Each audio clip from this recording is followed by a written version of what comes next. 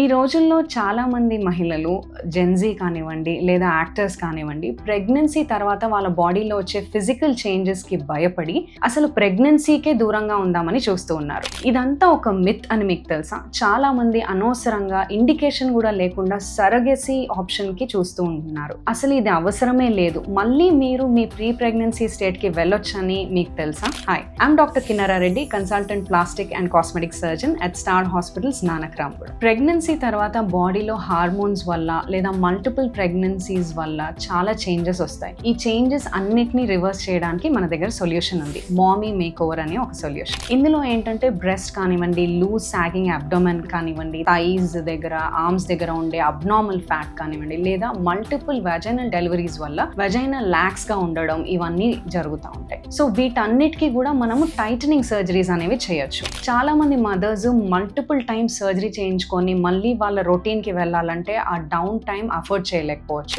So మామీ makeover అనే surgery ద్వారా ఒకే సర్జరీలో, ఒకే సిట్టింగ్లో multiple surgeries అనేవి మనం చేయొచ్చు. మళ్ళీ తిరిగి మీ ప్రీ ప్రెగ్నెంట్ స్టేట్కి మీరు వెళ్ళొచ్చు. సో ఇంత చిన్న సొల్యూషన్ కోసము మాతృత్వాన్ని మీరు దూరంగా ఉంచకండి. మీ బిడ్డని మీ కడుపులోనే మోయండి. అన్నెసెసరీగా ఇండికేషన్ లేకుండా సరోగసీకి వెళ్ళకండి. ఓన్లీ ఫిజికల్ చేంజెస్కి భయపడి ప్రెగ్నెన్సీకి దూరంగా ఉండాల్సిన అవసరమే లేదు. మీకు ఏమైనా డౌట్స్ ఉంటే మీ ప్లాస్టిక్ సర్జన్ని సంప్రదించండి.